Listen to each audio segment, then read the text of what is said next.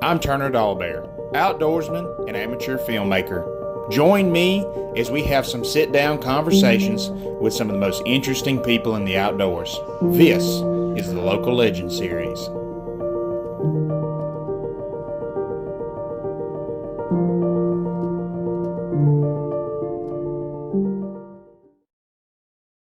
I remember a time when hunting and fishing was not part of my life. My father fished and hunted a lot, and that's what we did. My dad's a Baptist minister. His day off was Saturday, and that's what we did. Saturday mornings, we hunted, we fished. Just depending on what type of season it was. He really wasn't into bass fishing. My dad does a lot of all things in Mississippi. He fly fishes. We bass fish some, but I remember him showing me how to cast fly rod at a young age. But he was a big deer hunter, big squirrel hunter, and turkey hunting. He's the one that got me introduced me to turkey hunting. When I was a young kid, I remember my dad had quail dogs and trained quail dogs. Of course, that's not really a thing anymore. With we don't have a whole lot of quail left. But yeah, I can't remember when it wasn't part of my life. It's just something we always did. Always. My name is Jody Hawkins. I currently teach PE and coach middle school football at Petal Middle School. I have a very, very small company that makes game calls. I make pot calls for turkeys, a few mouth calls, and a few wood duck squealers, and a few grunt calls here and there. So it's just something I do to kind of pass the time and sell a few of them to, help pay for my hunting and fishing addiction. Yeah, well, the name of my company is Twin Oaks Outdoors, and kind of how I came up with that name when I was a kid.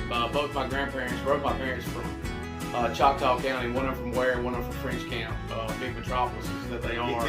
But both my grandfathers had big oak trees in front of the yards, and my mom's dad, he didn't really hunt or fish per se that much, but he was always outside, always doing things. But I remember he had 4 ponds. That's when my cousin and myself, as young kids, we were turned loose and we bring our catch for the day back. And my grandfather was always sitting under that oak tree, and we showed him what we caught, and he'd help us clean them. My dad's dad was a hunter, and I guess in the shade of his big oak trees where he taught me how to shoot. Started out with a pellet gun with a scope, moved on to 22s and whatnot, but a lot of learning and a lot of listening took place under those oak trees. I guess it was 2018, 2017. I was in the market for a new pot call, and I started looking at prices, and I thought, you know what, maybe I could kind of put some components together and build something myself a little cheaper that's just as quality as you could get out there. And so next thing you know, I can't tell you how many pot calls I've got in there that I made for myself, but just mixing different woods with different densities, whether it be walnut, cherry, maybe a laminate call, or even a mahogany, or something like a Paduke with a different type of playing surface, whether it be aluminum or glass or slate, and then the different soundboard that's in there. It all kind of plays together with just subtle differences, and I guess I kind of got hooked on playing with it and different sounds, and that kind of led to me making a few wood duck calls and a few grunt calls. I just like pilling with it and playing with it. It gives me something to do. But I've actually kind of got into making a few custom calls with pictures of maybe somebody's first kill, or a grandson and a grandfather, or even I've done a few with babies' handprints on the inside of a glass call for a guy for his grandkids and stuff like that. Just about anything somebody wants with understanding. I can come up with something for them. I just got back from the Smoky Mountains. If I had an afternoon in the summer to do anything I wanted to do, it would probably be an extremely small stream with a fly rod. And that could be in the Smokies, fishing for small rainbows or brook trout or whatever. But even around here, small panfish, what I grew up calling red bellies, just just kind of a closed quarter, just me and a fly rod, and just enjoying the afternoon. If you ask me what type of hunter I was, I would I would tell you I like a little bit of everything. I mean, I'll bow hunt deer. I like shooting ducks. But if I had to identify as one thing or tell you I did one thing, it would definitely be a turkey hunter. If I had one outdoor thing to do left, if God said you got one, without a doubt, it would have to be an eastern turkey in the hardwoods, hardwood bottom, just to listen to him gobble. I mean, you sent me some of these questions, and I've had time to think about a couple of them. I could not, for the life of me, come up with one particular hunt. That's right. I came up with two, and for different reasons, I'm going to try to kind of walk you through them without getting emotional.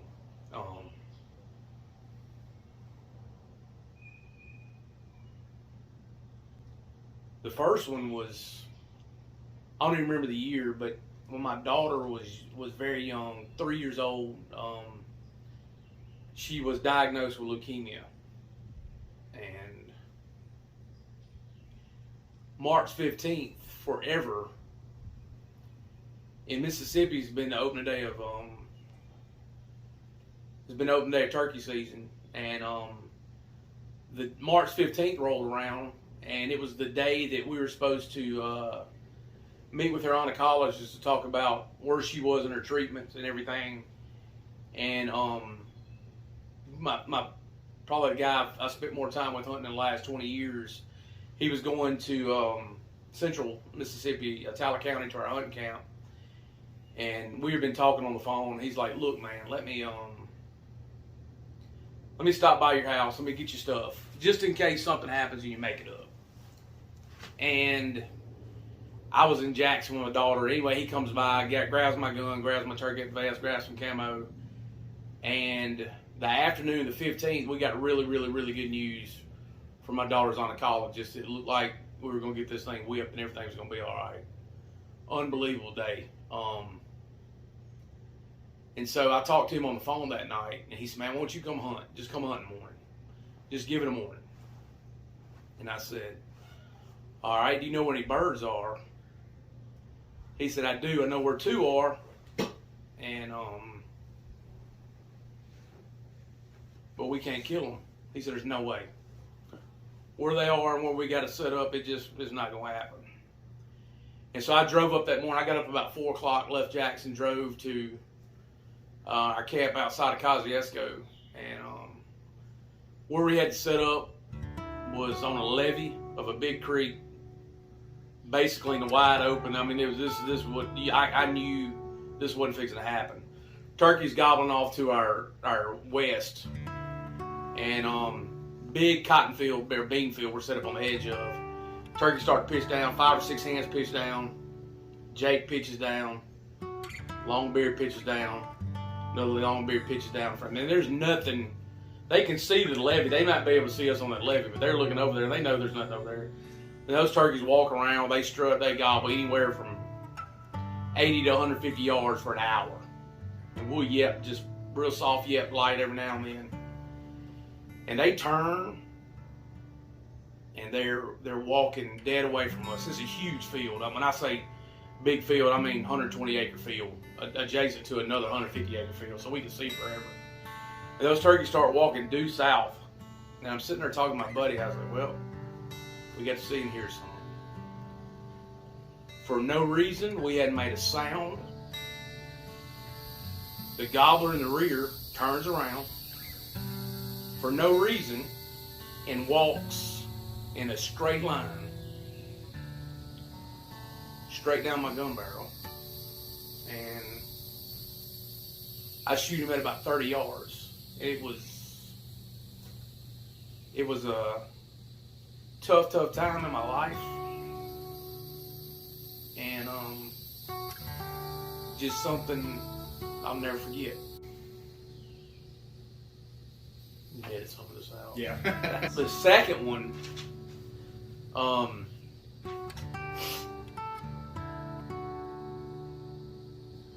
my father taught me how to turkey hunt. old school.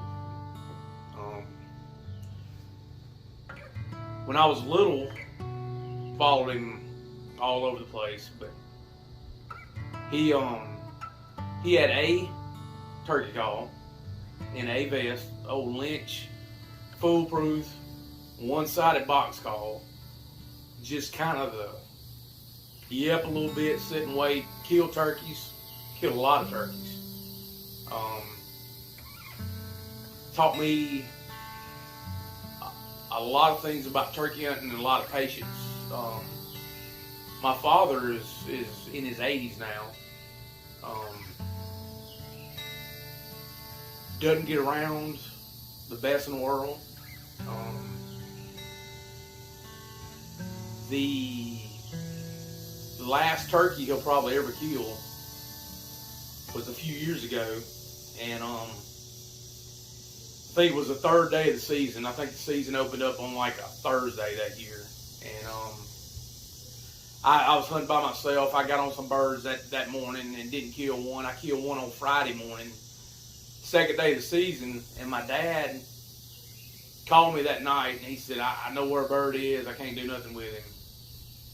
And where my parents lived, only about 20 miles from my hunting camp. So I don't remember if I drove over that night or drove over the next morning. Anyway, we're hunting literally right on the property line between my dad's place, his 90 acres, and some other land. So actually family land. But it's a pad. We're set up probably about 20 yards off of pasture in a hardwood bottom. And it's a long, deep, open hardwood bottom you can see forever.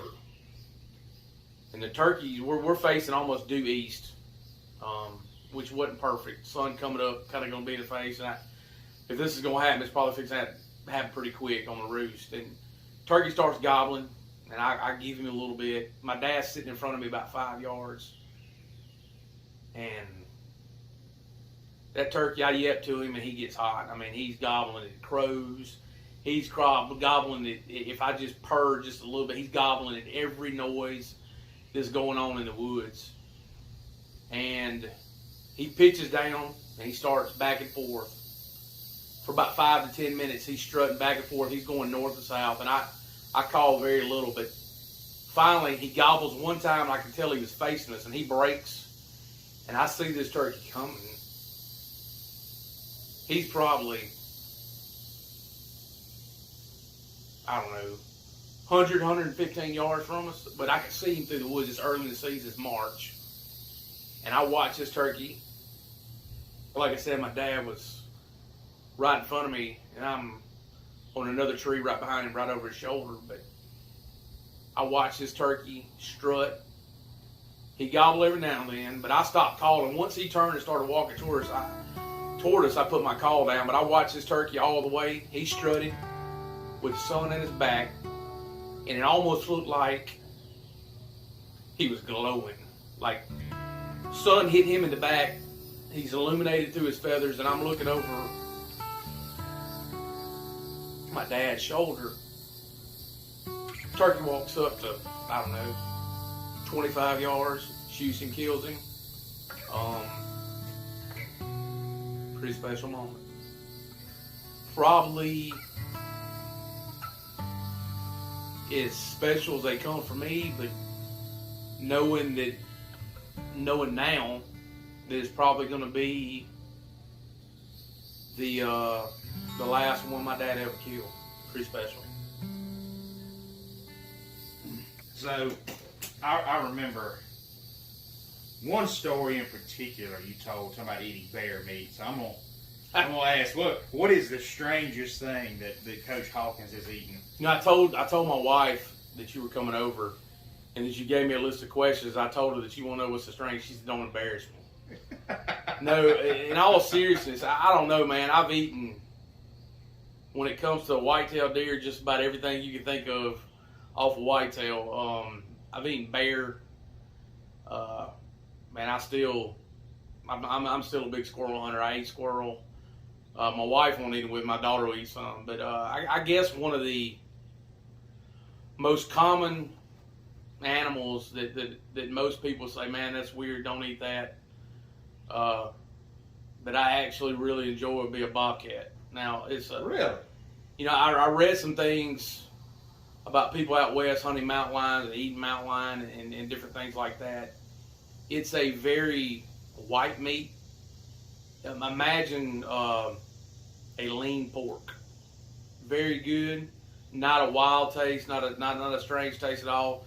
Now I don't know this for a fact, but with trichinosis, kind of like with bears and any type of predatory animal, you have to cook it until it's well done. You're not going to eat it rare like you would some venison or something like that. But man, bobcat is a really good piece of meat if handled correctly and prepared the right way. It is, but if I'm in the woods and I see a bobcat for two reasons, just for turkey predation purposes, and just for the fact that I think it tastes pretty good, I'm gonna take my chances to bring one in the house if I can. Okay, so walk me through that. How does one prepare a bobcat if one was so inclined? You can actually, if it's a decent sized one, I mean, you can trim out the back straps and fry them. I mean, you almost get something about the size of the chicken tender. The best way that I've ever really prepared it is you can take the hindquarters, you can brown them in a skillet, kind of like the way you would a roast, and just put it in the crock pot with some chicken broth or beef stock or something like that, potatoes and carrots, like you would a roast. It's almost like a pork roast that's not very fatty. Have you ever heard or seen or experienced anything weird or unexplainable in the woods at all? You know, because, and I'll say this before you go into that, it's interesting because, and I'll ask people that have been hunting 30, 40 years, whatever, and it's about 50-50. They'll either give me a dumb look and like, no, nothing, or it'll be some fantastic story. You know, it's about 50-50. But go ahead. Strange, unusual for Mississippi. You know, I've never seen a bear in Mississippi. I've actually killed a bear in Canada with my bow, but I've never. I mean, I know they're around. I know we have our Department of Wildlife Fisheries has a bear program. They do a lot of things with them. I think it'd be awesome one day to be able to see bears in their natural habitat in Mississippi. Never seen one. I've seen what I thought to be bear scat a couple times in my place in Itala County, but never seen a bear. I used to be in a lease when I first moved to Pine Belt or South Mississippi out in Perry County, south of Runnelstown. Mm-hmm. And over in my part of the world, actually south of Richmond, but down Highway 15. But it was early one morning, and I know what I saw. I saw a mountain lion or a large cat. Now, it crossed. I was hunting typical South Mississippi. Planted pines. There was a lane in front of me that ran probably about 250 yards, and I was sitting on a tee, and I'll be in the top of the tee in the shooting house, and probably 150 yards each way. And it crossed. It came out going south to north and stopped in the lane. Never really looked at me, and went on going north. I say it was a what I would consider, whatever you want to call it, mountain lion, puma, whatever. It was a very large cat with a long tail. Now, I'm not one of these Black Panther believers. I don't believe in black. Me personally, I don't believe in Black Panthers, but I know that I did see a large cat that morning with a tail. It was definitely not a bobcat. I've been around enough bobcats to know what they look like. That's probably, and it kind of caught me off guard. And even after he was gone, I remember sitting there thinking, did I see what I just saw? And I know I did. It was not dark. It wasn't fully daylight yet, but it was plenty of light to be able to see the distance that large cat was from me, and I just looked at it. I thought, and that's probably the weirdest thing, just because, we have them in Florida, I know they're in Oklahoma, they're in Nebraska. To say that whether or not we have resident populations of mountain lions or whatever would be a definite stretch in the state of Mississippi. But to say one passed through here is highly possible, and me just happened to catch a glimpse of it. What year was that? It had to have been 07 or 08, something like that, several years ago. I moved here in 06. It was shortly after that. I I think social media and the outdoor industry, YouTube, they're kind of getting away from the old outdoor channel, sportsman channels. More everybody's going to YouTube or their own website, their platform and everything. I'm all for it. I think it's great as long as it's portraying hunting in a good light. I'm all for it. I've got an Instagram page and a Facebook page, and I don't put everything that I kill or catch on there, but I do some. I don't have a problem with it as long as it's done tastefully and done, in a good light or doesn't bring a bad light to hunting. As far as technology and stuff like that, I think that's up to the hunter. If we're going to use cell cameras that send a picture to your phone and you're sitting at your camp house and you look down and you just got a text of a nice buck that's 3 minutes ago standing in the food plot and you can ease down the road and shoot him, that maybe that's taking it a little extreme. But if you're going to use them to take an inventory of what's on your property or what you've got, I think that's awesome. We did this last couple of years, but in the past where I hunt, we run trail cameras just to kind of get a idea of the type of deer we have, the bucks we got, how many deer we have. We've done surveys, trail camera surveys, actually count does and yearlings before. I remember this has been several years ago, probably 4 or 5 years ago. I was hunting and I had a trail camera up on a little food plot, and it was getting on toward lunchtime, and I just walked by the camera and walked up the camp house, probably, I don't know, half a mile from the camp house, fixed a peanut butter and jelly sandwich and ate it, drank some water and walked right back down the hill. And I stopped. We had like a little, we call it the ford. It's really like a grove of trees and a creek crossing, where you can really get in there and sit and look around. It overlooks kind of I say food plot, it's really a larger bean field.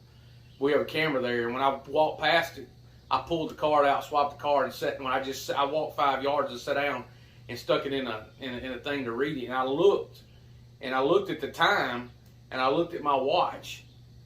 And 3 minutes before I walked up and pulled that camera, it was 3 longbeards walked by. And I'm turkey hunting, and I'm standing there next to the tree, and I'm trying to figure out like which way I know they walk south, but south is 180 degrees. That's a big area.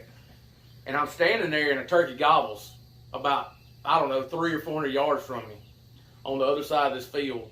And so I literally, if you can imagine my big rear end running, I run across the field, jump a ditch, and get in there by the next the first oak tree I come to, and I yep one time, and turkeys gobble.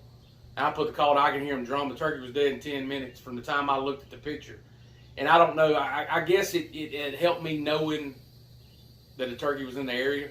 But if he hadn't gobbled, I would have never known where in the world to go or how to set up on him or anything like that. But I think they can be very good, and if they're used the right way, I think any technology is good if used in the right way. I think we have to be careful. I know that some states, especially some of the western states, are starting to ban the use of trail cameras on public land and stuff like that. And that's their deal, that state. I just think as long as we continue to use them in the right way, I think they're okay. I'd say don't rush it. Like you look at the outdoor hunting industry or Instagram, and you see everybody with a grip and grin of a 150-inch deer or 180-inch deer they killed in Kansas, and they may or may not scouted for that deer themselves. They may have had an outfitter. They may have literally only been on that property for 30 minutes of their life. Don't rush it. You see it, and I'm not talking about people that do this with their kids, don't get me wrong, but you see a lot of kids that are killing big, huge, nice deer, and they're 8, 9 years old, and I think that's awesome simply because they got their kid in the outdoor. But what did the kid do? Did he go sit on a food plot that had a corn feeder in it? Just don't rush. Pick up a shotgun, go spend some time in the hardwoods, walking around in October in the South or in Mississippi, scouting around looking for a mass crop, acorns or whatever, and learn the woods, learn about the woods, learn about some trees, learn the terrain you're going to be hunting.